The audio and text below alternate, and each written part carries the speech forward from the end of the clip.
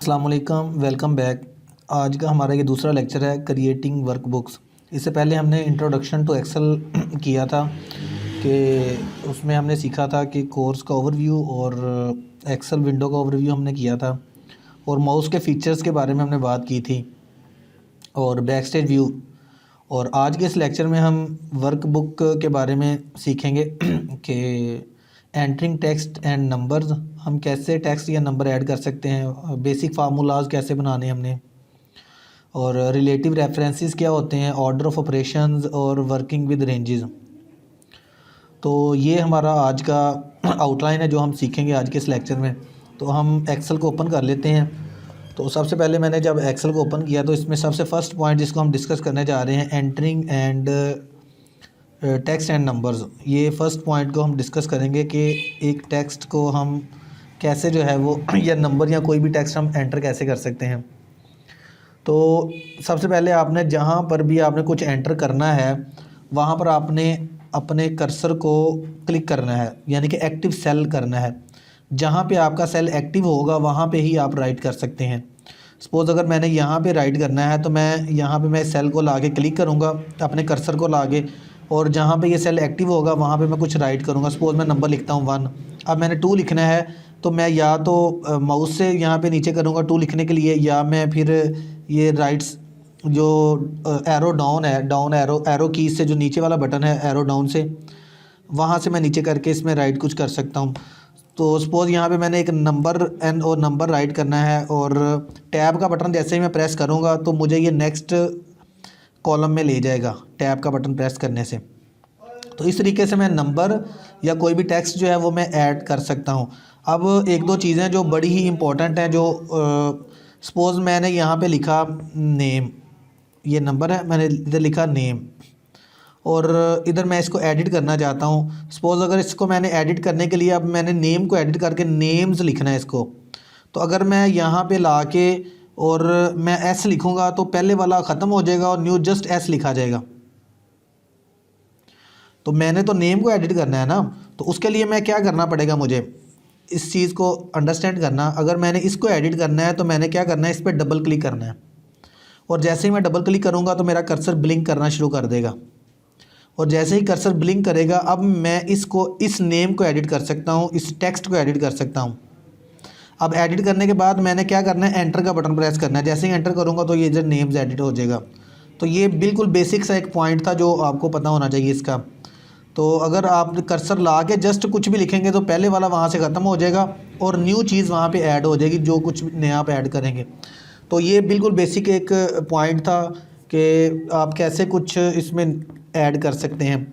और एक और चीज़, जैसे ही आपको चीज़ ऐड करेंगे नेम, अब मैं इधर लिखता हूँ इधर एड्रेस, तो जैसे ही आप कुछ चीज़ लिखते हैं एक सेल के अंदर तो ऑटोमेटिकली ये फार्मूला बार के अंदर भी वही चीज़ राइट हो जाती है।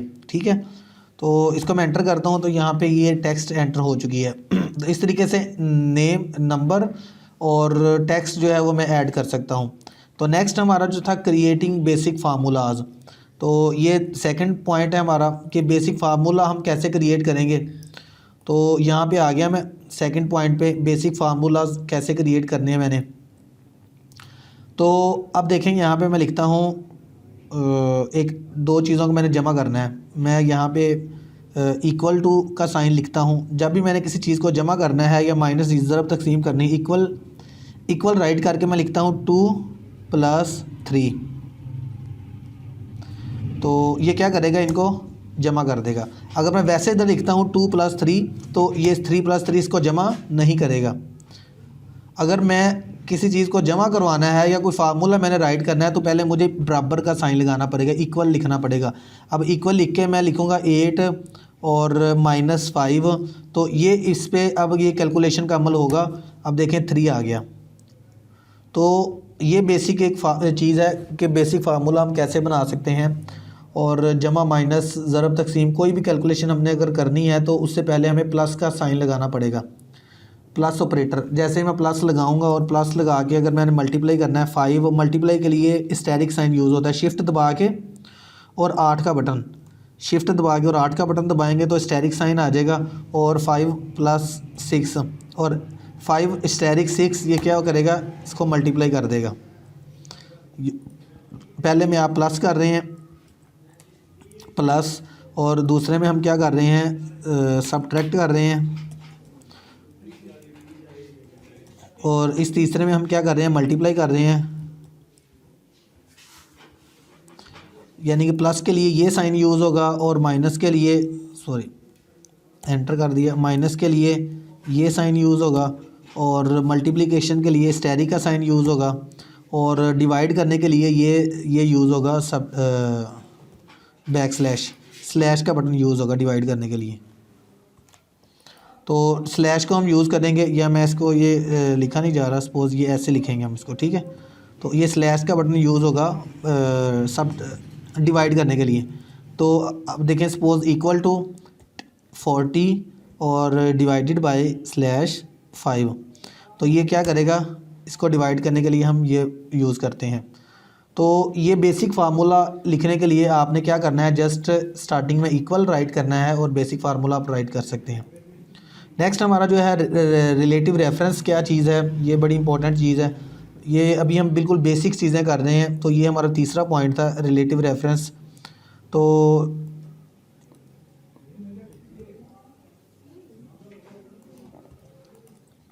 अब रिलेटिव रेफरेंस में क्या होता है कि आप देखें, सपोज़ यहाँ पे मैं लिखता हूँ 2 और यहाँ पे मैं लिखता हूँ एक कैलकुलेटर छोटा सा हम बनाते हैं आपको समझाने के लिए। इधर मैं लिखता हूँ सपोज़ A और मैं लिखता हूँ यहाँ पे B लिखता हूँ, A और B, और A की वैल्यू कितनी है, इसको मैं दरमियान में ले आता हूँ, इसको भी ये दरमियान में। A की वैल्यू 2 है और इसकी 5 है। मैंने इन दोनों को क्या करना है, यहाँ पे मैं यहाँ पे क्या करना चाहता हूँ, इसको प्लस करना चाहता हूँ, ठीक है। और प्लस में क्या होगा कि जैसे ही मैं इनको प्लस करूं तो इधर चेंज हो जाए, ठीक है, इक्वल टू लिख के। अब मैं क्या करूंगा, इसका रेफरेंस दूंगा, इस सेल का रेफरेंस।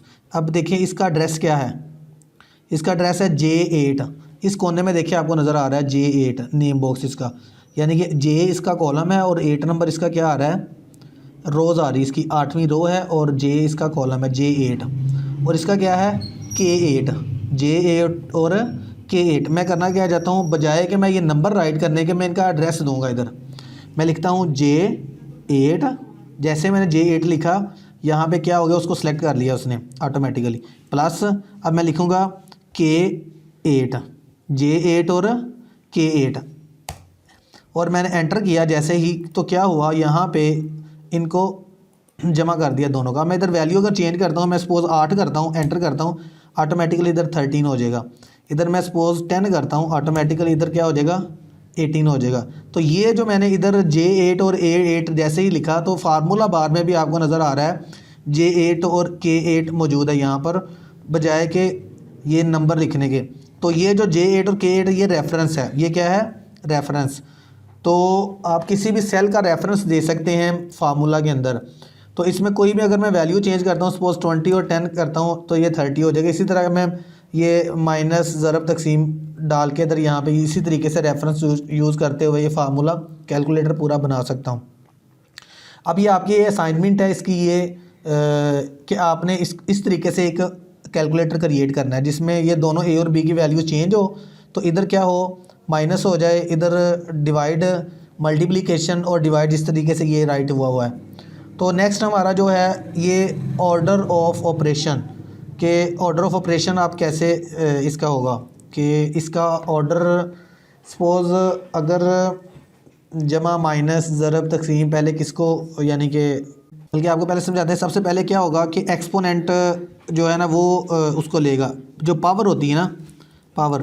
तो अगर हमारे पास कोई भी वैल्यूज़ हों, उसमें से सबसे पहले पावर होगी, पावर को सॉल्व करेगा, उसके बाद ये ब्रैकेट को सॉल्व करेगा, ब्रैकेट के बाद डिवाइड को सॉल्व करेगा, डिवाइड जो डिवीज़न होती है, डिवीज़न को सॉल्व किया जाता है, और डिवीज़न के बाद फिर जमा माइनस ज़रब को, डिवीज़न के बाद किसको किया जाता है, मल्टीप्लिकेशन को, फिर सबसे लास्ट में जो है ना वो प्लस और माइनस को किया जाता है, प्लस और माइनस सबसे लास्ट में होते हैं। तो इस तरीके से आपने इनको जो है ना वो देख लेना है। प्लस मैं यहाँ ब्रैकेट में लिखता हूँ, प्लस और माइनस, इस तरीके से। यानी कि पहले नंबर पे पावर को सॉल्व किया जाता है, टू एक्सपोनेंट इसको कहते हैं रेज टू पावर, फिर ब्रैकेट को सॉल्व किया जाता है, फिर डिवाइड को। अब इसको देखिए, अब मैं लिखता हूँ 10, सपोज पहले मैं ब्रैकेट में लिखता हूँ इस तरीके से, ब्रैकेट में लिखता हूँ 2 + 5 5 + 5, तो ये कितना आंसर आ जाएगा इसका, 10 आ जाएगा। और डिवाइडेड बाय मैं ऐसे करता हूँ 2, ठीक है। तो फिर ये इसको डिवाइड करेगा, फिर प्लस में करता हूँ 20 और माइनस करता हूँ 5। अब आप खुद सोचें इसका क्या आंसर आएगा। यानी कि पहले ब्रैकेट सॉल्व होगी तो 5 और 5 कितना हो जाएगा, 10, और 10 को 2 पे डिवाइड करेंगे तो क्या आएगा, 5 आएगा। 2 5 10, 5 आ जाएगा। 5 में 20 जमा करें 25 हो जाएगा। 25 में से 5 निकालें तो 20 आ जाएगा इसका आंसर। सॉरी, माइनस कितना था, 5 था, -5, ठीक है, 20। ये देखें 20 आंसर आ गया। अब इसको आप देखें कि इसमें अगर हम पहले किसको सॉल्व हो रहा है, ये हो रहा है पहले ब्रैकेट के बाद डिवाइड, फिर ये हो रहा है। अगर हम इसमें मल्टीप्लिकेशन भी ऐड कर दें यहाँ पे, तो अगर मैं इसको मल्टीप्लाई कर दूँ और 10 से मल्टीप्लाई कर देता हूँ सपोज़, तो क्या होगा, अब आंसर क्या होगा, 5 5 10, 10 को 2 पे डिवाइड किया तो कितना हो गया, 5, 10 5 50, और 50 और 20 70, 70 में से 5 गए तो 65 आ जाएगा। ये आपको ऑर्डर ऑफ ऑपरेशन का पता होना चाहिए कि जब भी आपने कोई फार्मूला राइट करना है तो आपने ये देखना है कि सबसे पहले ब्रैकेट को हल किया जाता है, सॉल्व करता है। ये ऐसे नहीं है कि आपने कोई भी नंबर लिख दिया और आप अपनी मर्ज़ी के मुताबिक आउटपुट मिल जाएगी, नहीं। यानी कि जो एक्सेल है वो सबसे पहले पावर को सॉल्व करेगा, फिर ब्रैकेट को, फिर डिवीजन को, मल्टीप्लिकेशन को, लास्ट में जमा माइनस को सॉल्व करेगा। अंडरस्टैंड। ये थी हमारी ये ऑर्डर ऑफ ऑपरेशन। उसके बाद है वर्किंग विद रेंजेस। ये भी बड़ी ज़बरदस्त एक ऑप्शन है इसके अंदर, एक्सेल के अंदर, जो हमें काम करने में आसानी बनाती है हमारे काम को। तो रेंजेस में क्या होता है, सपोज़ हमारे पास ये वैल्यूज़ हैं, मैंने इन सब को जमा करवाना है। जो ऊपर वैल्यूज़ आ रही हैं इन सब को मैंने क्या करवाना है, जमा करवाना है। तो उसके लिए मैं कैसे इनको सेलेक्ट करूँगा, तो आपने जैसे ही आप सेलेक्ट करेंगे, सपोज़ ये एक को, इसको मैंने यानी कि सिलेक्ट किया एक सेल को, तो आप देख सकते हैं इधर F9 आ रहा है, ठीक है। तो जैसे ही आप देखेंगे मैं यहाँ पे इन सब को सिलेक्ट करता हूँ इकट्ठा को, मैंने इनको सिलेक्ट किया तो आप देखेंगे यहाँ पे क्या आ रहा है, F9 ही आ रहा है। लेकिन अगर मैं क्या करूँ, इन सब को इकट्ठा मैं सिलेक्ट करूँगा तो उसके लिए क्या करना पड़ेगा मुझे, देखें आप, F9 और ये क्या है F12, तो इक्वल टू F9 देखें उसको। अब ये कॉलन का साइन यूज़ होता है, शिफ्ट दबा के और जो सेमी कॉलन है उसको ऊपर आएंगे तो एक कॉलन आ जाएगा, जैसे डॉट डॉट निकलते हैं, डॉट। और ये उसके बाद था F12, और जैसे ही मैंने F12 पे क्लिक राइट किया, उसने पूरी को एक सिलेक्ट कर लिया। अब ये जो चीज़ है इसको बोलते हैं रेंज।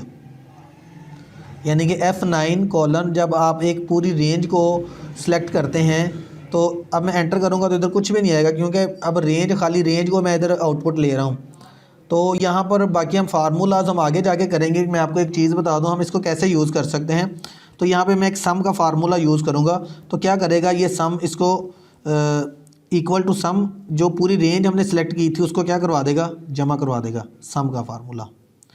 तो ये हम पढ़ेंगे बाद में भी, जस्ट फॉर अभी आपको जस्ट ये पता होना चाहिए कि रेंज क्या होती है, रेंज को हम कैसे यूज़ करते हैं। एक दूसरा आसान तरीका रेंज को सिलेक्ट करने का, यहाँ पर आएँ और इक्वल टू, सपोज ये देखें, इक्वल टू SUM सम मैंने लिखा और छोटी ब्रैकेट, और मैं इस यहाँ पर आकर इनको सेलेक्ट कर लेता हूँ माउस से, तो वो ऑटोमेटिकली उसने उस रेंज को पकड़ लिया। और मैं ब्रैकेट को क्लोज करके एंटर करूँगा तो वही चीज़ आ गई। अब जैसे ही कर्सर लेकर आऊँगा, आप देखें फार्मूला बार में इधर क्या हो रहा है, फार्मूला बार में वही फार्मूला मुझे नज़र आ रहा है जो सम वाला है। तो इस तरीके से ये आपके सामने वर्किंग विद रेंज है। प्रैक्टिस एक्सरसाइज में आपने क्या करना है, जस्ट जो अभी मैंने आपको एक छोटी सी असाइनमेंट दी है कि आपने ये कैलकुलेटर तैयार करना है, ये वाला ऐसे, यानी कि जब हम माइनस ज़रब तकसीम लगा के इस तरह A B और वैल्यू चेंज करें तो इधर डाटा जो है वो चेंज होना चाहिए इधर यहाँ पे। और आपने कोई सी वैल्यूज़ लेके इसकी प्रैक्टिस करनी, जिस तरह मैंने ये वैल्यूज़ बनाई और इसकी आपने प्रैक्टिस कर लेनी है, ठीक है। और उसके बाद इसको आप यूज़ करते हुए परसेंटेज आप जैसे फाइंड करते हैं, total marks over obtained marks, आप वो परसेंटेज का फार्मूला राइट कर सकते हैं इनको यूज़ करते हुए। तो उसके बाद आपने ये जो रेंजेस है रेंज की प्रैक्टिस करनी है आपने खुद से, ठीक है। तो अगर आपका कोई इशू है तो आप हमें कमेंट करें, तो अपने दोस्तों को शेयर करें इस वीडियोस को, और हमारे चैनल को सब्सक्राइब करें। इस तरह की बहुत सारी वीडियोस की अपडेट्स के लिए मिलते हैं अपनी अगली वीडियो में। इजाज़त दीजिए, अल्लाह हाफिज़।